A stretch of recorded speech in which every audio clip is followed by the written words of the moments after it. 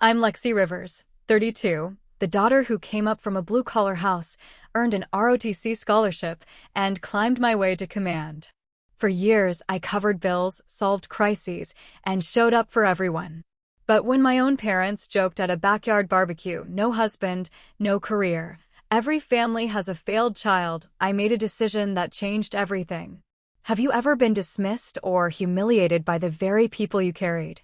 Tell me your story in the comments. You're not alone. Before I dive in, tell me where you're watching from. And if you've ever had to draw a hard line and stand up for yourself, hit like and subscribe for more true stories about boundaries and self-respect. What happened next might surprise you.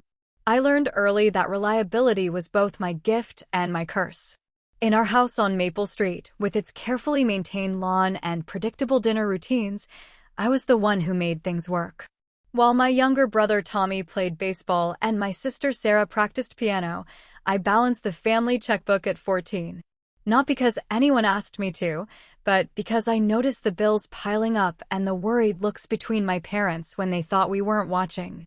Dad worked construction, steady but not abundant.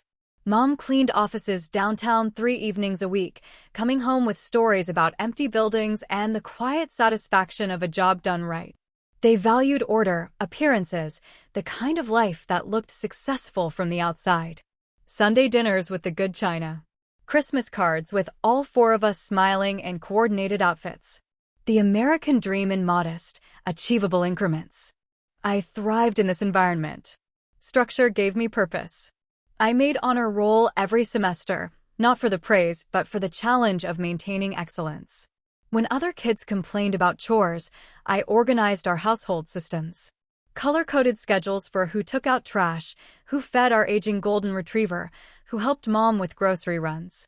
My parents appreciated this efficiency, though their gratitude came in practical forms rather than words. "She's got a good head on her shoulders," Dad would tell his brother Uncle Mike during weekend visits. Responsible kid. Not warm praise, but acknowledgement. In our family, that counted for something. By 16, I was working weekends at the local hardware store, saving most of my paycheck for family expenses. When the water heater died that December, I covered half the replacement cost without being asked. When Sarah needed money for her senior prom dress, I contributed $200 and watched her beam with gratitude that never quite reached my parents' eyes with the same intensity. Tommy got attention for his batting average. Sarah earned applause for her piano recitals. I received nods of approval for solving problems they hadn't realized existed yet. The pattern felt natural then. I was the foundation, they were the decoration. Both necessary, but one more visible than the other. High school graduation brought my first real recognition. Valedictorian speech, full scholarship to State University, early acceptance to their ROTC program. Dad shook my hand firmly that day, and Mom hugged me longer than usual. For a moment, I thought something had shifted. Then Tommy got drafted by a minor league baseball team 2 weeks later, and suddenly the conversation at family dinners revolved around his signing bonus and travel schedule. I understood. His achievement was easier to explain to neighbors, more exciting to discuss at Dad's work sites. My daughter's studying international relations and military strategy didn't flow as smoothly as my son's playing professional baseball. I adapted to this reality the way I adapted to everything else, by finding satisfaction in competence rather than recognition. College years deepened the pattern. I called home every Sunday, sent care packages during finals weeks, remembered everyone's birthdays with thoughtful gifts chosen months in advance. During breaks, I helped reorganize Dad's workshop, updated Mom's filing system, tutored Tommy through his community college courses when the baseball dreams didn't materialize as planned. My own milestones happened quietly. Dean's List every semester. Leadership positions in ROTC. Summer internships with military logistics companies. These achievements earned polite interest from my parents, but nothing approaching the enthusiasm they showed when Sarah got engaged to her college boyfriend or when Tommy finally found steady work at the electrical company. "You're so focused on your career," Mom would say, not unkindly but with a hint of concern. "Don't forget there's more to life than work." As if dedication were a character flaw rather than a virtue. as if the discipline that kept our family stable was somehow less valuable than the conventional paths my siblings were choosing. I began to notice things I'd previously overlooked. How conversations stopped when I entered rooms, then resumed with forced brightness. How my academic achievements were mentioned briefly at family gatherings, while Sarah's wedding planning dominated entire evenings of discussion. How my parents remembered every detail of Tommy's work schedule, but frequently forgot which base I'd be stationed at after graduation. The imbalance wasn't malicious. It was simply the natural order they understood. Success looked like marriage, grandchildren, proximity to home, careers that could be explained in single sentences. My path, military service, international assignments, leadership responsibilities that came with security clearances, existed outside their framework for comprehension. I compensated by working harder to earn their understanding. Longer phone calls explaining my duties. Detailed letters about training exercises and officer candidate school. Photographs from ceremonies where I received commendations, hoping the visual evidence of achievement might translate into recognition they could grasp. Instead, I received gentle redirections. "That's wonderful, honey. Have you met anyone special on base?" Or, "Your father and I worry you're working too hard. When will you have time for a family of your own?" The questions stung because they revealed the assumptions underneath. That my accomplishments were temporary detours from real life. That leadership and service were acceptable hobbies until I settled into the roles they recognized as permanent and meaningful. I kept showing up anyway. Holiday dinners where I sat quietly while others discussed their conventional milestones. Birthday parties where I arrived with generous gifts and left feeling like a polite stranger. Family crises where my problem-solving skills were essential, but my presence was taken for granted. Love and duty intertwined in ways that made it impossible to separate them. I couldn't abandon people who raised me, even when their version of caring felt like subtle dismissal. I couldn't stop being reliable, even when reliability seemed to make me invisible. The foundation never gets applauded, but without it, everything else crumbles. I told myself this truth every time I drove away from family gatherings, every time I sent money home without acknowledgement, every time I chose loyalty over self-respect. I didn't realize then how much I was storing up. How each small dismissal was accumulating interest. How the careful balance I maintained between love and resentment was becoming increasingly unstable, waiting for the right moment to shift everything into new configurations. That moment was coming, though I couldn't have predicted its precise shape or timing. I only knew that something had to give, because carrying everyone else's weight while having my own strength questioned was becoming an equation that couldn't sustain itself much longer. The warning signs started small, the way family dysfunction usually does. Little comments that lingered longer than they should have. Jokes that carried just enough truth to sting. The kind of casual disrespect that masquerades as affection, but slowly erodes the foundation it claims to rest upon. It began during my late 20s, when my military career was gaining real momentum. I'd completed officer training, earned my first independent command, received commendations for logistics operations that saved both lives and resources. To me, these felt like significant milestones. To my family, they apparently represented an increasingly troubling deviation from normal life. "Still no boyfriend?" became Mom's standard greeting during phone calls. Not, "How's work?" or "Tell me about your recent assignment." Always the relationship status first, as if everything else was killing time until I found a man and got serious about real life. Dad's approach was more indirect, but equally pointed. He'd mention neighbors' daughters who were getting married, having babies, buying houses in familiar neighborhoods. "The Patterson girl just had twins," he'd say during our Sunday conversations.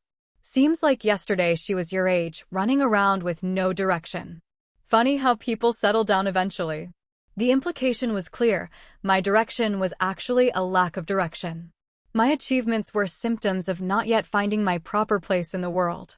The more successful I became in military terms, the more they seemed to view it as elaborate procrastination. Family gatherings became increasingly uncomfortable.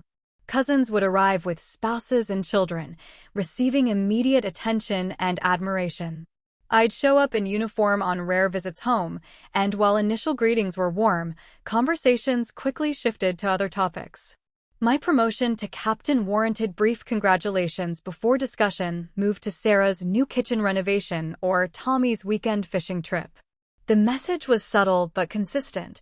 Other people's ordinary experiences mattered more than my extraordinary ones. A cousin's job as a bank teller received more detailed discussion than my role in coordinating international military exercises. A neighbor's engagement party got more enthusiastic planning than my deployment to Germany for NATO operations. I tried adjusting my approach. Maybe I was sharing too much professional detail, making my experiences too abstract for family understanding. I started focusing on personal elements, friendships with fellow officers, interesting places I'd traveled, cultural experiences from different bases.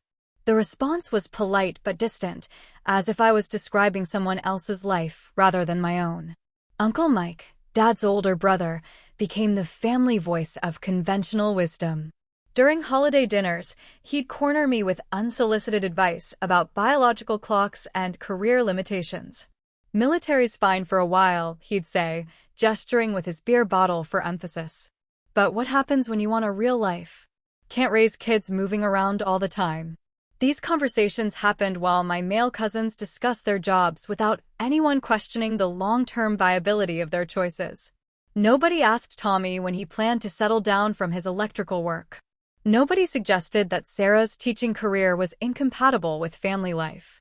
The scrutiny was reserved for me, the woman who'd chosen a path outside their understanding. The jokes started around this time too. Nothing malicious, just gentle teasing that carried barbs I was supposed to ignore. "Here comes our career woman," Dad would announce when I walked into family gatherings. "Too important for the rest of us now." Mom developed a habit of introducing me to family friends as our daughter who's still figuring things out.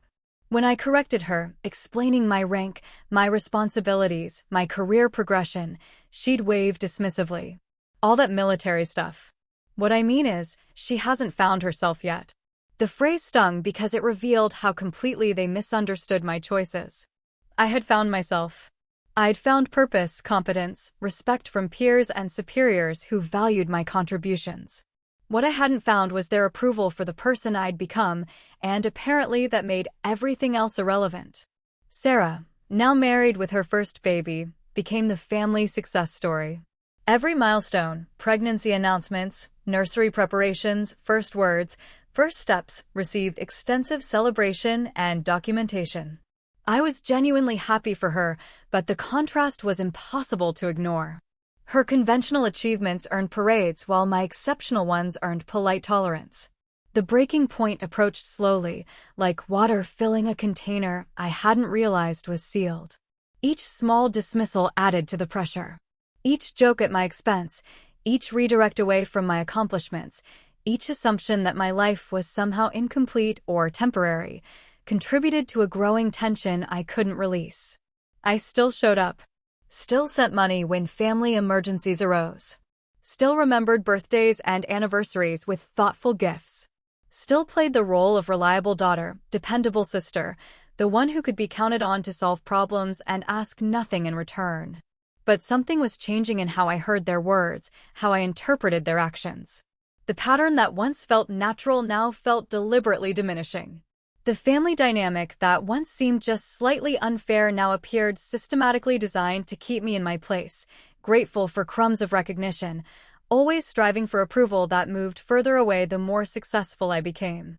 I didn't know then that all this stored resentment was preparing me for a moment of perfect revelation.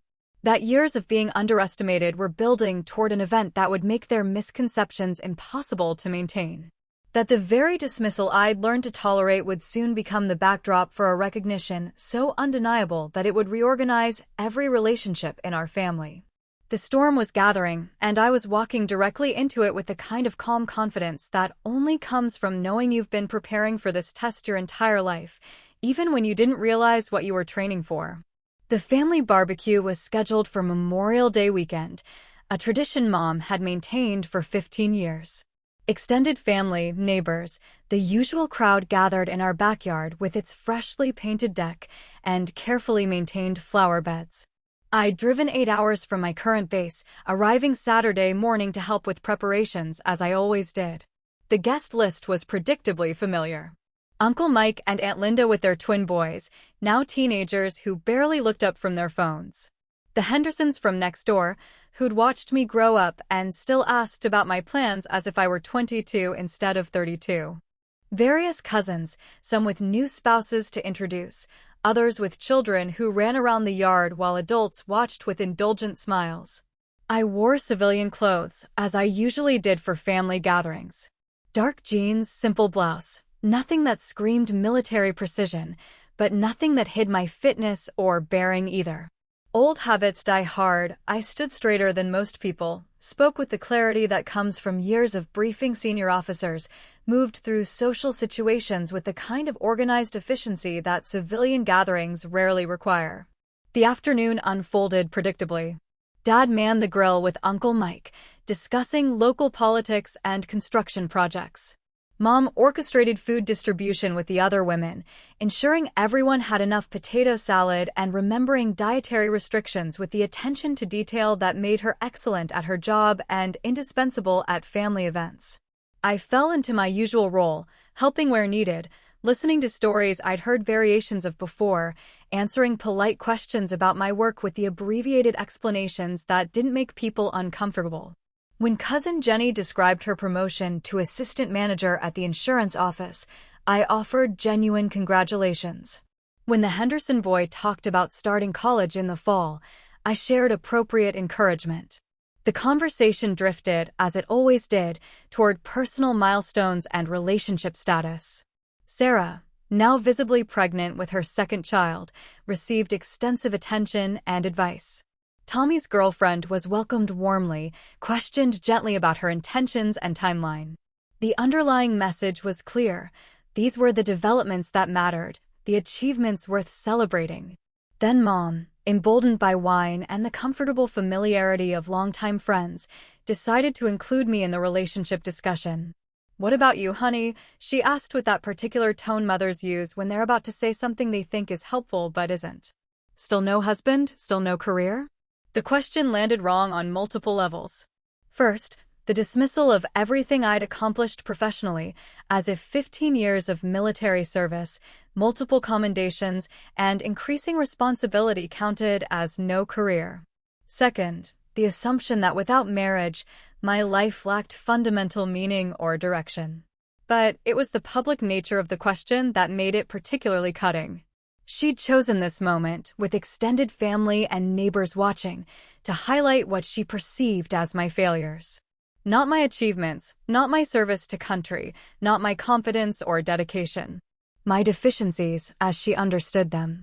I could have responded diplomatically, could have deflected with humor, or changed the subject gracefully.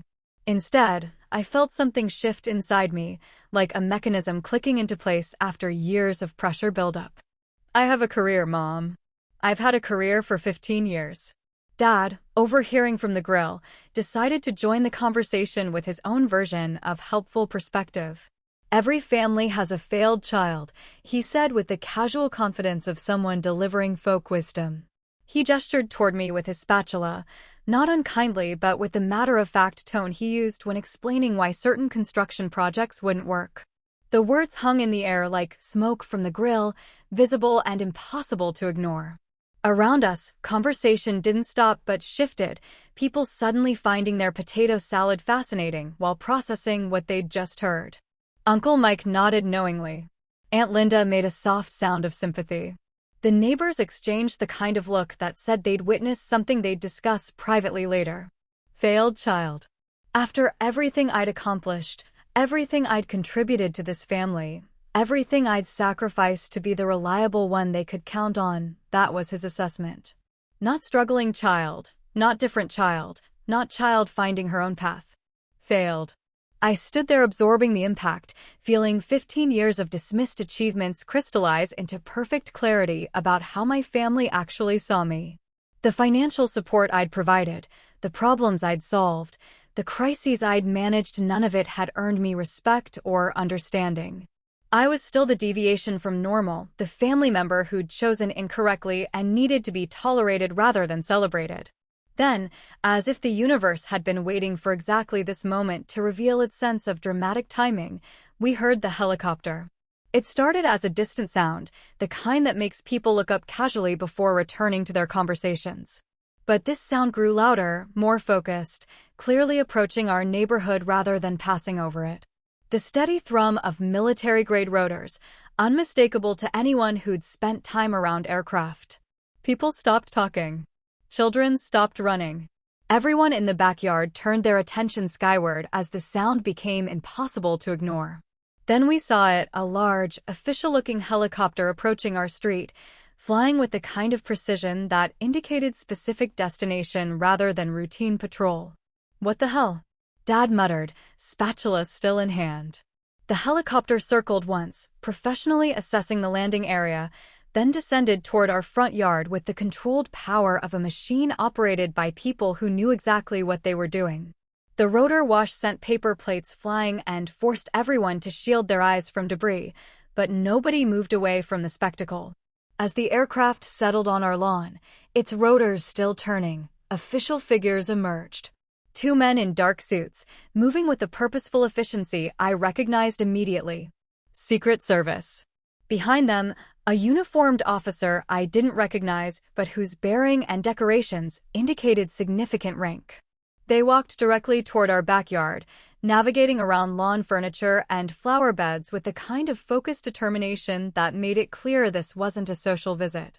The entire barbecue crowd pressed backward, creating space they hadn't been asked for, instinctively understanding they were witnessing something outside their normal experience.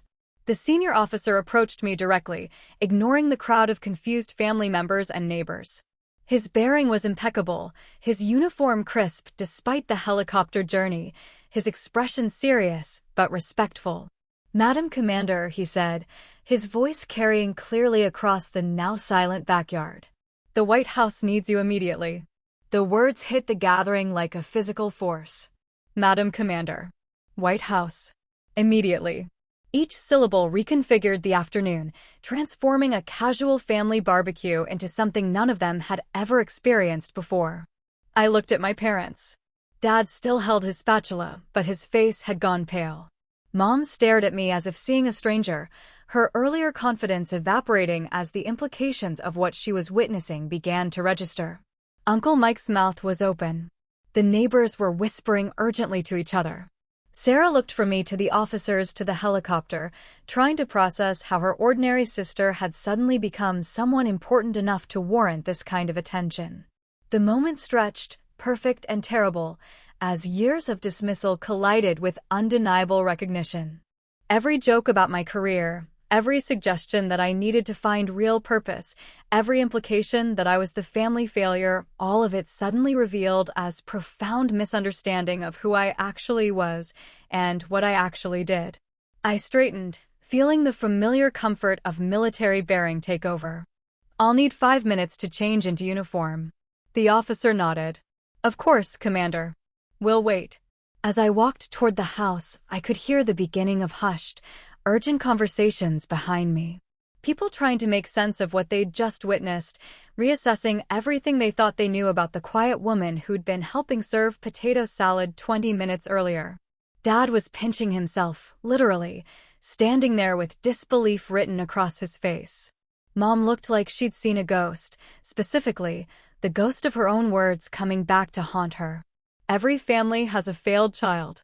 The phrase echoed as I climbed the stairs to my old bedroom, where my dress uniform hung in the closet like it always did when I visited. Ready for emergencies, ready for duty, ready for moments exactly like this one. I'd never imagined vindication would arrive by helicopter, but then again, I'd never imagined my parents would publicly call me a failure at a Memorial Day barbecue either. Life has its own timing, and sometimes that timing is absolutely perfect. The silence in the backyard was deafening as I changed clothes.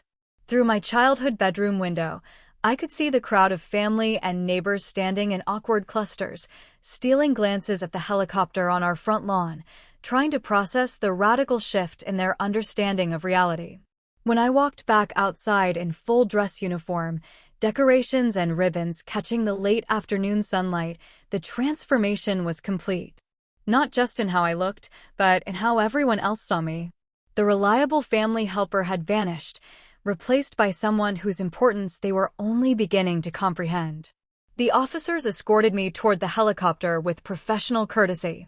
As we passed the barbecue crowd, I caught fragments of whispered conversation. Had no idea. All this time. Why didn't she ever say? But the most telling reaction came from my parents. Dad stood frozen, spatula hanging loose in his hand, staring after me with an expression I'd never seen before. Mom had tears in her eyes, not of pride, but of shock, maybe even fear at how completely she'd misunderstood her own daughter. I paused at the edge of the yard, turned back to address the gathering with the same calm authority I used in briefing rooms and command centers. "I'll call when I can," I said, my voice carrying clearly across the sudden quiet. "Enjoy the rest of the barbecue." Then I walked away from 15 years of patient explanation, gentle correction, and quiet disappointment. I walked away from being the family member who was tolerated rather than celebrated, dismissed rather than respected, labeled as failed rather than recognized as accomplished. The helicopter lifted off with the same precision it had landed, carrying me toward whatever crisis required immediate attention from someone whose expertise was apparently more valued by the White House than by her own family. Below us, the barbecue crowd stood watching until we disappeared from view, probably still trying to understand how their assumptions about me had been so completely wrong. I thought about Dad's words as we flew toward Washington. Every family has a failed child. He was right, in a way. But he'd identified the wrong child. The failure wasn't in my choices or my achievements or my unmarried status. The failure was in their inability to recognize the person I'd become, the importance of the work I'd chosen, the significance of the life I'd built. They'd spent years waiting for me to become someone they could understand and celebrate, never realizing I already was someone worth understanding and celebrating. They just hadn't been paying attention. The irony was perfect and painful. They dismissed my career as somehow inadequate, not realizing that the very government they voted for and the country they loved considered my skills valuable enough to interrupt a family barbecue with emergency transportation. They'd suggested I needed to find real purpose, not understanding that my purpose was significant enough to warrant Secret Service escorts and White House summons. As the familiar landmarks of Washington came into view, I felt something I hadn't experienced in years, complete validation of my choices. Not from family approval or civilian recognition, but from the kind of professional respect that transcends personal relationships and social expectations. The failed child, apparently, was exactly where she was supposed to be. The helicopter touched down on the South Lawn with practiced precision, and I was escorted directly into meetings that would consume the next 18 hours. The crisis, a complex international incident requiring someone with my specific expertise in NATO logistics and European military coordination, was exactly the kind of challenge I'd spent 15 years preparing for. I didn't think about the barbecue until much later that night, when I finally had a quiet moment in a Pentagon briefing room to process what had happened. By then, my phone showed 17 missed calls from family members, each voicemail a variation on shock, confusion, and belated recognition. Dad's voice was shaky. "Honey, we had no idea. Call us when you can." Mom sounded like she'd been crying. "I'm so sorry. I'm so sorry I said those things. Please call home." Sarah's message was longer, rambling. "Why didn't you ever tell us? I mean, really tell us? We thought. I don't know what we thought. But this changes everything." Tommy's was shortest. "Dude. Just dude. Call me." But it was Uncle Mike's message that revealed how thoroughly the afternoon had shattered their understanding. "I owe you an apology." "We all do. I've been thinking about what happened today, and I realize we never really understood what you do, who you are. That's on us, not you." The messages continued for days. Extended family calling to express amazement and apology. Neighbors asking my parents for details they couldn't provide. The entire social network that had witnessed my public dismissal now trying to recalibrate their understanding of the quiet woman they'd consistently underestimated.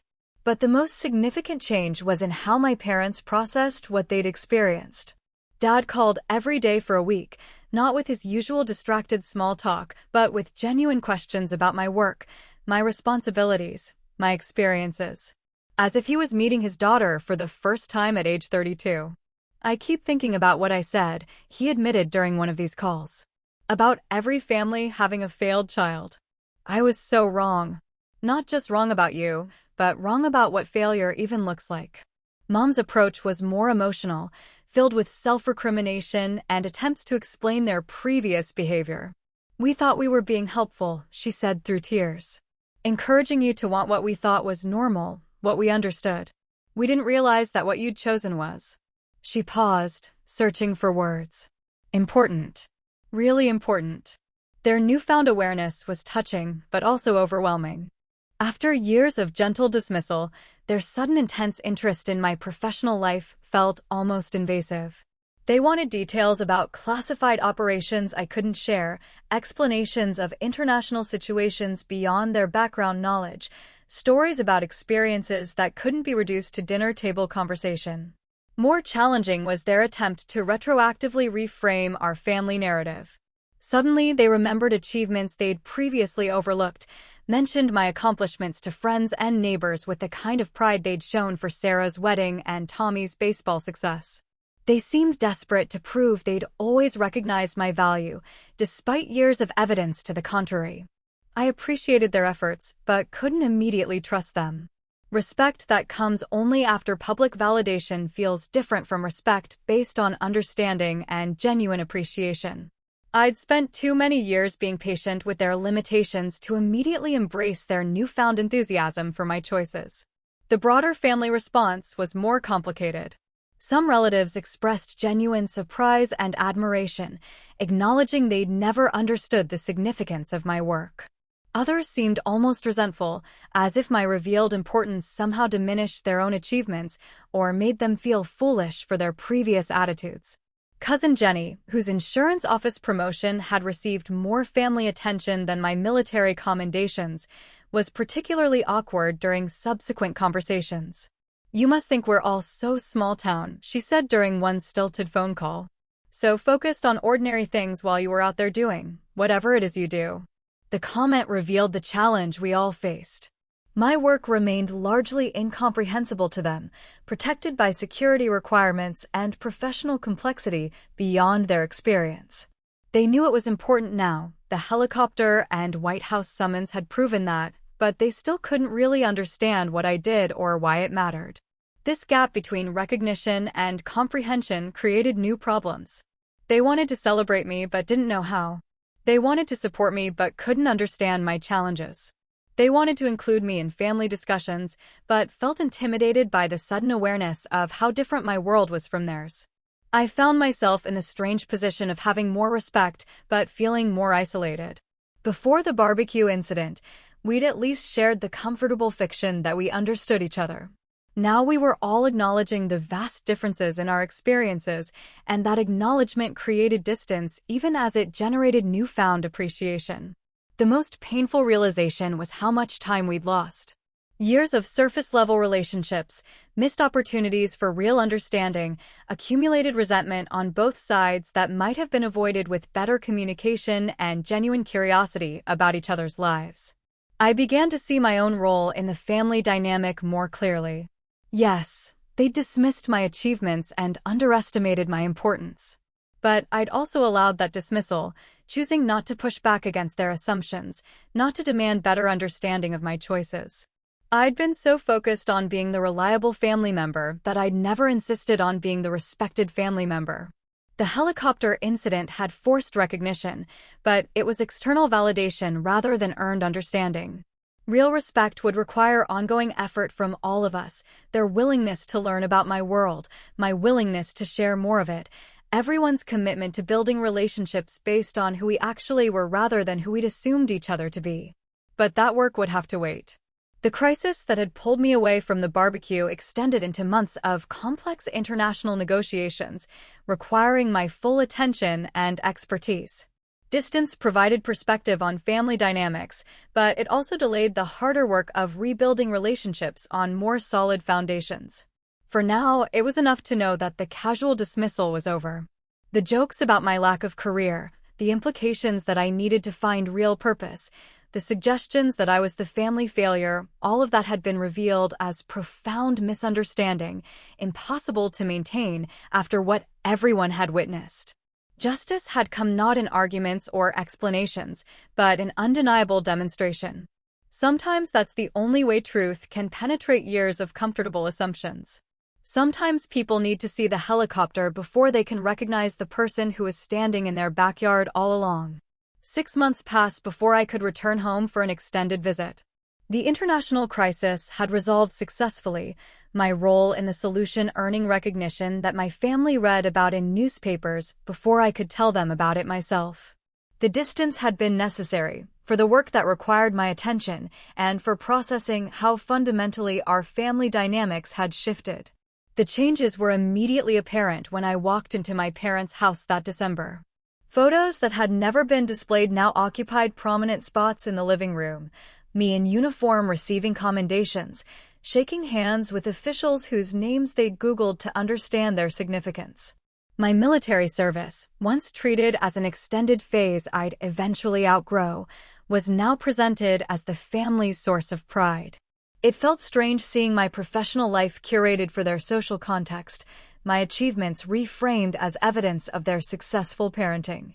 The same accomplishments they'd politely tolerated for years were now conversation starters with neighbors, proof of their daughter's importance that reflected well on their judgment and values.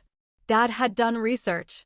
He'd read articles about NATO logistics, studied explanations of military command structures, even watched documentaries about women in leadership roles. His questions, when they came, were more informed but also more tentative, as if he was afraid of revealing how little he'd understood before. "I never realized the scope of what you do," he said during one of our evening conversations. "The responsibility, the people depending on your decisions. When I think about some of the things I said." He trailed off, shaking his head. Mom had taken a different approach, focusing on the emotional cost of their previous attitudes. She'd apparently spent months reviewing family interactions, recognizing patterns of dismissal she'd been blind to before.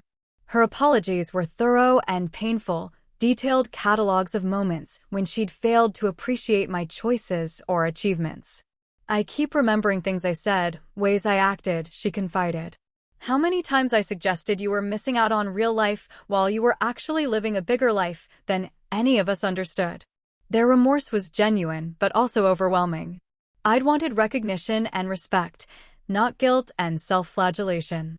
Their new awareness of my importance came with intense regret for their previous blindness, creating emotional complexity that was almost harder to navigate than the original dismissal. Sarah and Tommy had their own adjustments to make. Sarah, now a mother of 2, seemed to struggle with recontextualizing our relationship. She'd grown comfortable being the family success story, the daughter whose choices were celebrated and supported. My revealed significance didn't diminish her accomplishments, but it changed her position in the family narrative. "I always thought you were the strong one, the independent one who didn't need the same kind of support the rest of us did," she said during a sisterly conversation. "Now I realize we just never offered you the right kind of support." Tommy was more straightforward in his response, treating the whole situation as a revelation that explained things he'd never fully understood. "You were always different," he said. "More serious, more focused. We thought that meant you were missing out on fun. Turns out you were preparing for stuff we couldn't even imagine." The extended family had divided into 2 camps, those who embraced the new understanding of my importance and those who seemed almost resentful of having their assumptions overturned so dramatically.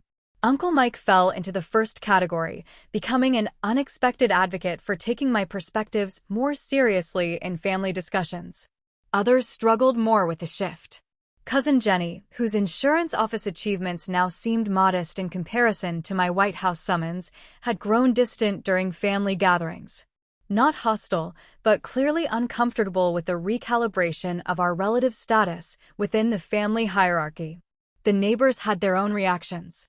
The Hendersons, who'd watched me grow up, seemed almost proprietary about my success, telling anyone who'd listen about the day the helicopter landed in our yard. Others were more reserved, perhaps feeling foolish about their previous casual dismissal of the quiet girl next door who'd apparently been more important than any of them realized. But the most significant change was in how family gatherings functioned. Previously, my presence had been taken for granted, helpful, reliable, but not particularly noteworthy. Now there was a subtle deference that felt almost as uncomfortable as the previous dismissal had been. People asked my opinion about international events as if my military background made me an expert on all global politics. They referenced my career with the kind of careful respect usually reserved for clergy or medical professionals. They seemed afraid of saying something that might reveal their continuing lack of understanding about my work or its importance. I found myself missing the casual familiarity of our old interactions, even though those interactions had been built on fundamental misunderstanding of who I was and what I'd accomplished. At least then we'd been comfortable with each other, even if that comfort had come at the cost of real recognition or respect. The challenge now was building new patterns of interaction based on accurate understanding rather than comfortable assumptions. It required patience from all of us, their willingness to learn about aspects of my life they'd never been curious about before, my willingness to share experiences I'd learned to keep private, everyone's commitment to creating space for who we actually were rather than who we'd expected each other to be. Some conversations went better than others. Dad and I found common ground discussing leadership challenges, drawing parallels between managing construction crews and commanding military units. Mom began asking thoughtful questions about the personal costs of my career choices, seeking to understand sacrifices she'd never recognized before. But there were also moments of profound awkwardness, when the gap between their new awareness and their actual understanding became impossible to ignore. They knew my work was important now, but they still couldn't really comprehend what I did or why it mattered. They wanted to be proud of me, but their pride was based on external validation rather than genuine appreciation for my skills and dedication. I realized that real reconciliation would take years, not months. We were essentially starting over, building relationships based on more accurate perceptions of each other, but without the comfortable assumptions that had previously smoothed over our differences. The work was worth doing, but it was work. Every conversation required more honesty and vulnerability than we'd ever practiced before. But slowly, carefully, we began building something more solid than what we'd had, respect earned through understanding rather than assumed through family obligation. The decision came gradually, like dawn breaking over familiar territory. Not a dramatic revelation, but a quiet recognition that the patterns governing our family relationships needed fundamental restructuring. I couldn't continue being the perpetually understanding daughter, absorbing casual disrespect while providing unconditional support. They couldn't continue treating my achievements as curiosities while expecting my reliability in times of crisis. The first boundary I established was financial. For 15 years, I'd supplemented family emergencies without question, car repairs for Tommy, medical bills for my parents, Sarah's various domestic crises that required immediate cash solutions. My military salary had made me the family's unofficial emergency fund, a resource they'd accessed freely while questioning the career that made such assistance possible. After the barbecue incident, when Dad's transmission failed and he automatically called me for help, I said something I'd never said before: "I'll need to think about it." The pause on his end of the phone call stretched long enough for both of us to understand that something fundamental had shifted. Not that I wouldn't help. Eventually, I did contribute to the repair costs, but that my assistance was no longer automatic, no longer taken for granted. "Of course," he said finally, his voice carrying new awareness that my support was a choice rather than an obligation. "Take your time." But it wasn't really about time. It was about establishing that my resources, like my respect, needed to be earned rather than assumed. The pattern of casual extraction, financial, emotional, logistical, had to end before we could build healthier relationships. The second boundary involved my emotional labor. I'd spent years managing family dynamics, smoothing over conflicts, remembering everyone's important dates and preferences, orchestrating gatherings that made everyone else comfortable while requiring nothing from them in return. The emotional management I provided had been invisible precisely because it was effective. When Mom called about planning Sarah's baby shower, expecting me to coordinate details from my base 3 states away, I suggested she work directly with local family members instead. "I'm sure Sarah and her friends can handle the arrangements," I said. "I'll attend when I can, but I can't manage the planning from this distance." The suggestion seemed to surprise her, as if she'd never considered that event coordination wasn't automatically my responsibility. But she adapted, reaching out to relatives who lived closer, discovering that other family members were perfectly capable of handling tasks they'd previously delegated to me. The third boundary was conversational. No more deflecting jokes about my career choices. No more accepting casual dismissal of my accomplishments. No more pretending that suggestions about my life being incomplete or misdirected were harmless family banter. When Uncle Mike made a comment about my still being single at Tommy's birthday party, I responded directly instead of changing the subject. "My relationship status isn't a family problem that needs solving," I said calmly. "I'd appreciate it if we could discuss something else." The directness caught him off guard, but it also ended that particular line of conversation permanently. Other family members took note, adjusting their own approaches to topics they'd previously considered fair game for commentary. These boundaries weren't punitive, they were protective. I wasn't trying to punish my family for years of misunderstanding, but I was establishing conditions under which healthier relationships could develop. The casual disrespect that had characterized our interactions couldn't continue if we were going to build something more substantial. The initial response was predictable resistance disguised as concern. "You seem different," Mom said during one of our phone calls. "More distant. We're worried we've lost you somehow." "You haven't lost me," I replied. "But you can't have the old version of me back. The one who absorbed criticism without responding, who provided support without expecting respect. That person was unsustainable." Sarah was more direct in her pushback. "It feels like you're punishing us for not understanding something you never really explained," she said during a tense conversation about my reduced availability for family crisis management. "I'm not punishing anyone," I said. "I'm just not available in the same ways I used to be. You'll need to develop other resources for the support I used to provide automatically." The adjustment period was difficult for everyone. Family members who'd grown comfortable with my reliability as a constant had to adapt to my reliability as something that needed to be earned and maintained. They had to start considering my perspectives, my limitations, my needs in ways they'd never been required to before. Some relationships deepened during this process. Dad, perhaps motivated by guilt over his failed child comment, made genuine efforts to understand my work and respect my choices. Our conversations became more substantive, more reciprocal, based on mutual curiosity rather than his assumptions and my accommodation. Others remained strained. Cousin Jenny seemed to interpret my boundaries as rejection of the family itself, rather than rejection of unhealthy patterns within family relationships. She became formal in her interactions with me, polite but distant, as if my insistence on respect had somehow violated an unspoken agreement about our relative positions. The most significant test came when Mom had what initially appeared to be a heart attack. The call came while I was in the middle of a critical training exercise, and for the first time in my adult life, I didn't immediately arrange emergency leave to rush home. Instead, I gathered information, determined that Sarah and Tommy were handling the immediate crisis, and called the hospital directly to assess Mom's actual condition.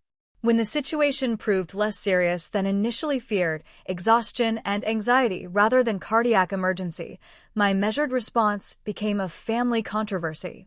Sarah, in particular, was outraged that I hadn't dropped everything to be there. "She could have died," Sarah said during a heated phone call. "And you stayed for some training exercise?" "She didn't die," I replied calmly.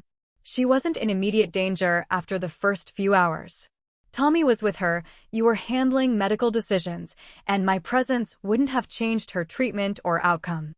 Coming home would have been about making you feel better, not about Mom's actual needs."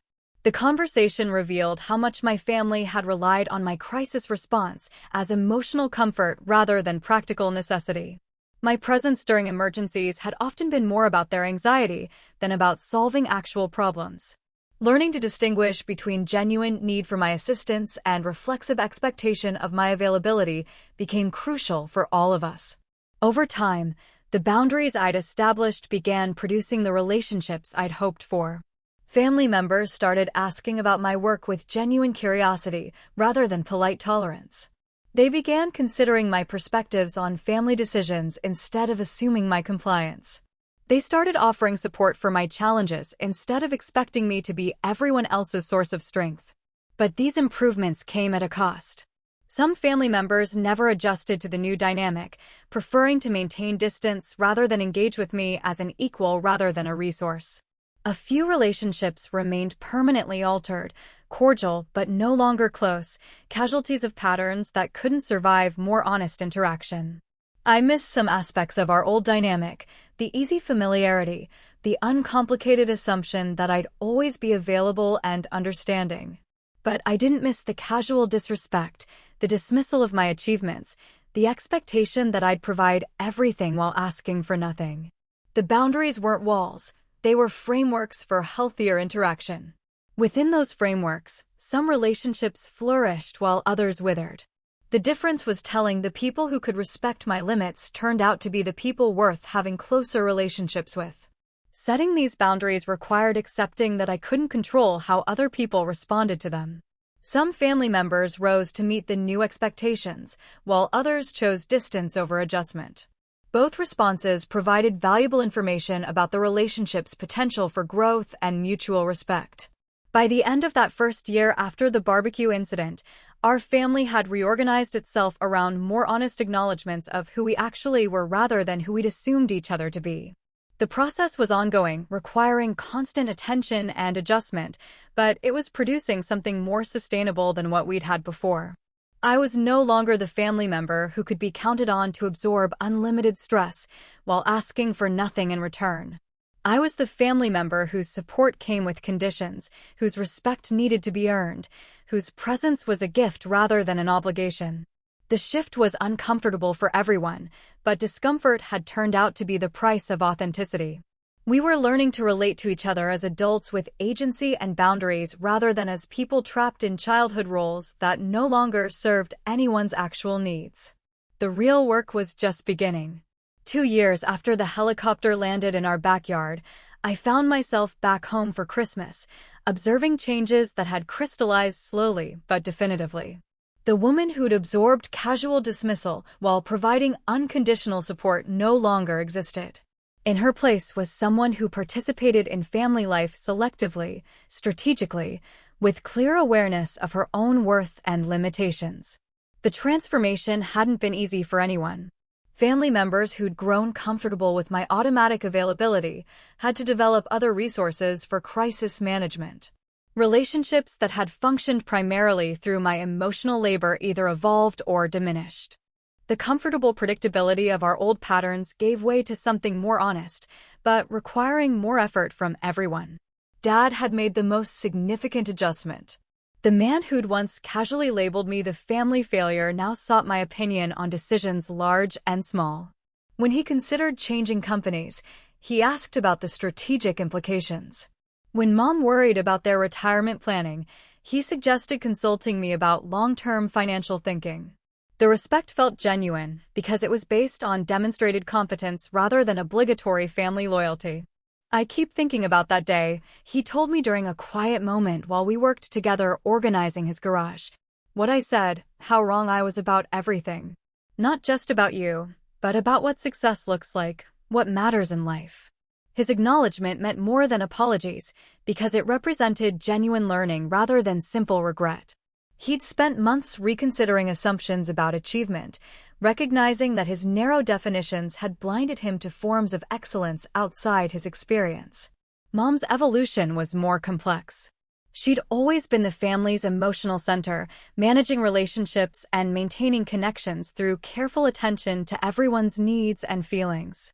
My withdrawal from that system had forced her to reconsider how family cohesion could be maintained without relying on one person's limitless emotional availability. "I realize now how much work you were doing that the rest of us took for granted," she said during one of our restructured phone calls. "Not just the practical stuff, but keeping everyone connected, making sure people felt included and valued. When you stepped back, we had to learn how to do that for ourselves." The learning process had been bumpy. Without my automatic mediation, family conflicts had required more direct resolution. Siblings had to communicate with each other instead of using me as an intermediary. Extended family gatherings required more intentional planning when the reliable organizer was no longer automatically available. But the result was a more distributed system of family maintenance, with multiple people taking responsibility for connections and celebrations instead of defaulting to my management. Sarah had become more active in coordinating gatherings. Tommy had started remembering birthdays and anniversaries independently. Even Uncle Mike had begun making direct contact with family members instead of relying on information filtered through others. Sarah's adjustment had been particularly revealing. As the family member whose conventional achievements had always received enthusiastic support, she'd struggled with the recognition that my unconventional path had ultimately proven more significant than anyone had understood. The sister who'd grown accustomed to being celebrated for marriage and motherhood had to reconcile that narrative with having a sister whose work warranted White House attention. "I think I resented you for a while," she admitted during a conversation that wouldn't have been possible under our old dynamic. "Not for what you accomplished, but for how it made me question whether my choices were important enough. Then I realized that wasn't really about you, it was about my own insecurities about the value of what I'd chosen."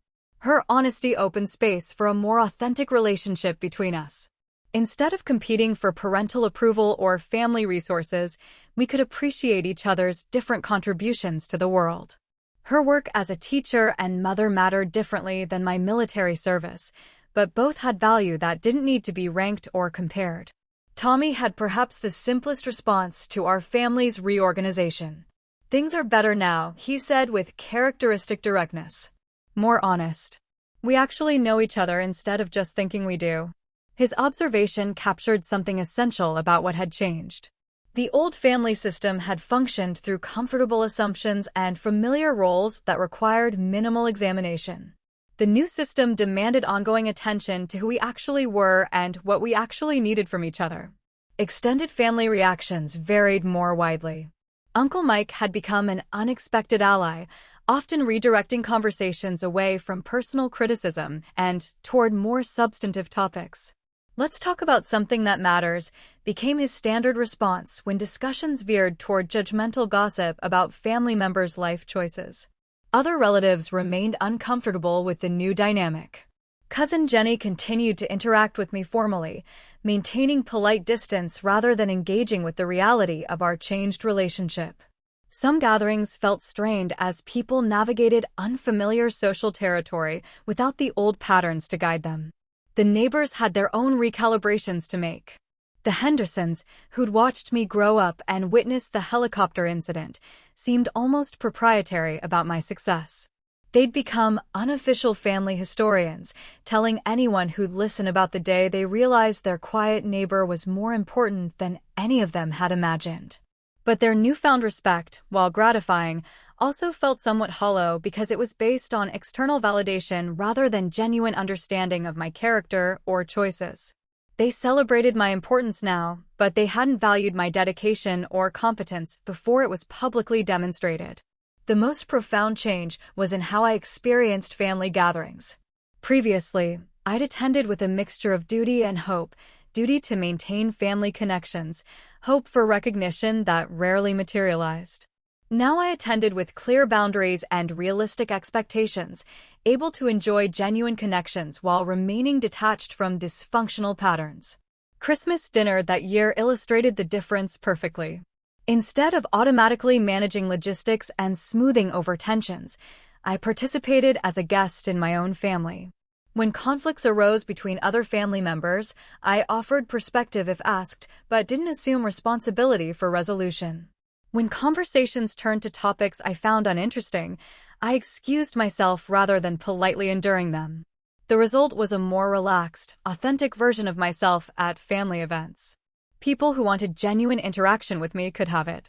Those who preferred the old dynamic of taking my presence for granted simply had less access to my attention and energy. "You seem happier," Mom observed during Christmas cleanup.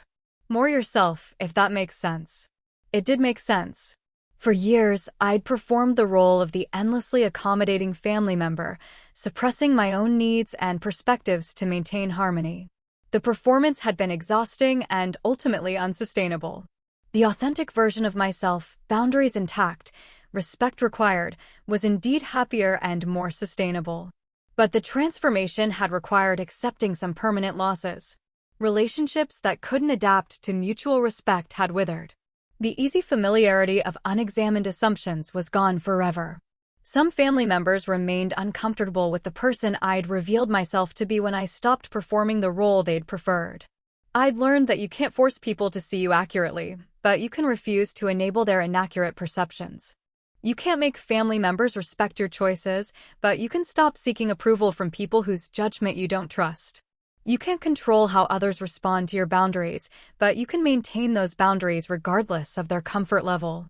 The family that emerged from this process was smaller but stronger. The relationships that survived the transition to honesty and mutual respect proved more satisfying than what we'd had before. The ones that didn't survive had probably been unsustainable anyway, held together by my willingness to absorb disrespect rather than by genuine affection or understanding.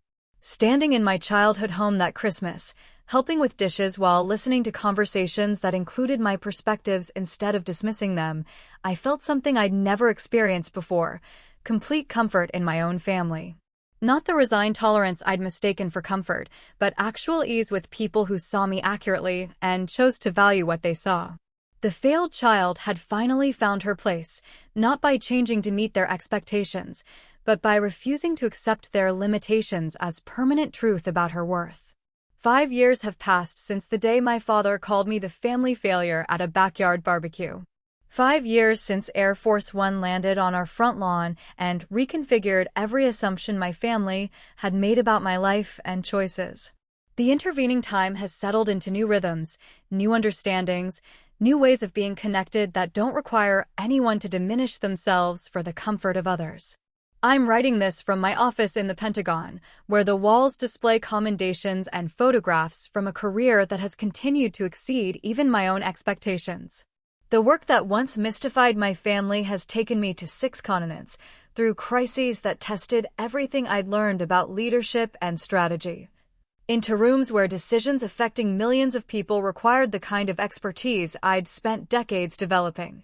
Last month, I was promoted to Brigadier General, becoming one of the youngest women to achieve that rank in my field. The ceremony was attended by colleagues, mentors, and senior officials who understand the significance of the achievement. My parents were there too, sitting in the front row with expressions of pride that looked different from the belated recognition they'd offered after the helicopter incident. This pride was earned through understanding rather than external validation. Over the years, they'd made genuine efforts to comprehend not just the importance of my work, but the personal qualities that had made such work possible. The discipline they'd once dismissed as excessive they now recognized as essential. The focus they'd interpreted as missing out on life they now understood as embracing a larger purpose. I used to think success meant staying close to home, following familiar patterns, Dad told me after the promotion ceremony. I was wrong about a lot of things, but mostly I was wrong about thinking small. You taught us that success can look like something we never imagined. The learning hadn't been one-sided. Understanding my family better required recognizing that their initial incomprehension of my choices wasn't malicious, but limited. They'd operated from frameworks that made sense within their experience, unable to value what they couldn't understand. Once those frameworks expanded, their capacity for appreciation grew correspondingly. Mom has become my most thoughtful correspondent, sending articles about military affairs with questions that demonstrate genuine curiosity about my perspective. Her letters arrive monthly, filled with family news, but also with reflections on current events, requests for my analysis of international situations, updates on her own learning about subjects that had once seemed impossibly foreign. I'm proud of how much I've learned, she wrote in a recent letter. Not just about what you do, but about how much I didn't know I didn't know. It's humbling and exciting at the same time. Sarah and Tommy have found their own ways to bridge the gap between our different worlds. Sarah brings her children to visit my base when schedules allow, giving them exposure to military life and helping them understand their aunt's work. Tommy has become fascinated by logistics and strategy, often calling with questions about how military principles might apply to his electrical contracting business. The nieces and nephews who barely knew me during their early years now have a clearer picture of their aunt's role in the world. They've seen news coverage of international situations where my expertise was sought, read simplified explanations of military operations I've been involved in, met some of my colleagues during family visits. Aunt General, my youngest nephew, calls me, blending family affection with professional respect in a way that captures how our relationships have evolved. The title amuses my colleagues and delights me, representing integration of family identity with professional achievement in ways that once seemed impossible. Extended family dynamics have stabilized into new patterns. Uncle Mike has become an unexpected advocate for supporting family members' unconventional choices, often referencing my experience when other relatives express doubt about children or grandchildren who choose paths outside traditional expectations. Remember what we learned about my name, he'll say when someone voices concern about a teenager interested in art or a young adult considering military service. Maybe we don't understand it yet, but that doesn't mean it's wrong.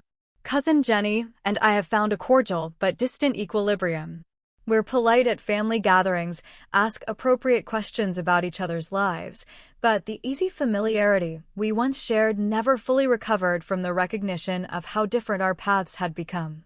Some relationships can survive fundamental reframing, others cannot. Both outcomes provide valuable information about the connections that truly matter.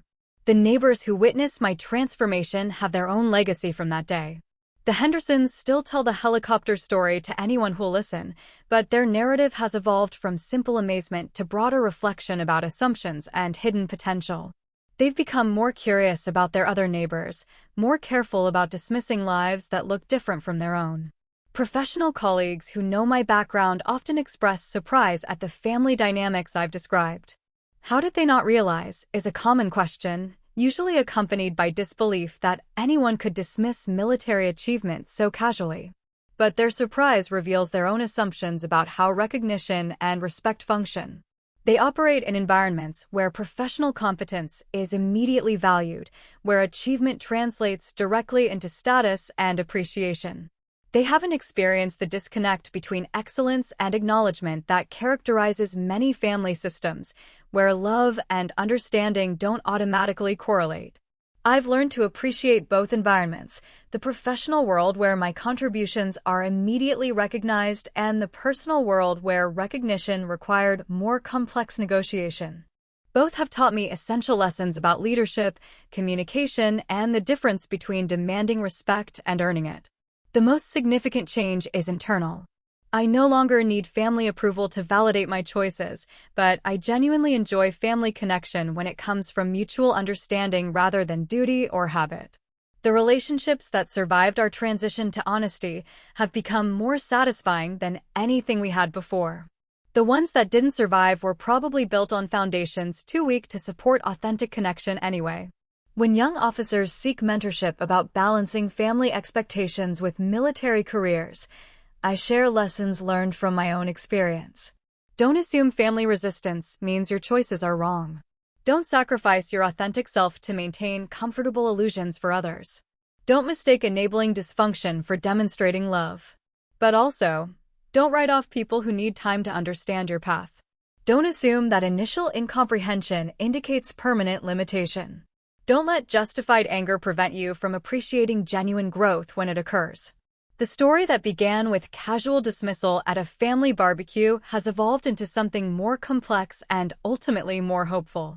Justice came, as I once predicted, not in arguments, but in undeniable demonstration. But the more lasting satisfaction came in building relationships based on who we actually are rather than who we'd assumed each other to be. My father was right when he said every family has a failed child. He was wrong about which child had failed. The failure wasn't in my choices or achievements, but in our initial inability to recognize and value what those choices and achievements represented. That failure has been corrected, not through dramatic confrontation, but through patient work over time. The helicopter that landed on our front lawn provided the catalyst for change, but real transformation required sustained effort from everyone involved. I'm still the same person who organized household systems as a teenager, who worked multiple jobs to support family expenses, who chose service over comfort and competence over conformity. But now that person exists within relationships that recognize rather than dismiss her value, that celebrate rather than question her choices, that understand rather than minimize her contributions. The failed child found her place not by changing who she was, but by insisting that others see who she had always been. Sometimes that's the only path to genuine family connection, refusing to accept limitations as permanent truths, maintaining boundaries until respect becomes possible, demonstrating through lived example that their assumptions were too small to contain the reality of your life. The barbecue ended years ago, but its lessons continue. Every family gathering now includes the implicit memory of that day when external validation made internal worth undeniable. The phrase, "every family has a failed child," has become family shorthand for the dangers of assumption, the importance of looking more carefully at each other's lives, the possibility that what appears to be failure might actually be success in forms we haven't learned to recognize yet. Justice wasn't a moment of triumph, but a process of recognition. It came quietly, in changed conversations and shifted assumptions, in respect earned through understanding rather than extracted through confrontation. It came in the form of relationships rebuilt on more solid foundations, appreciation based on accurate perception rather than obligatory affection. The helicopter is long gone, but its message remains. Sometimes the most important recognition comes from the outside world before it comes from the people closest to us. Sometimes we have to demonstrate our worth to strangers before family members can see what was always there. Sometimes the failed child is actually the one who succeeded in ways too important for casual understanding. And sometimes, with patience and clear boundaries and refusing to accept dismissal as the price of family connection, even the most entrenched assumptions can change. Even the most comfortable prejudices can give way to genuine appreciation. Even families can learn to see each other as they actually are rather than as they expected each other to be.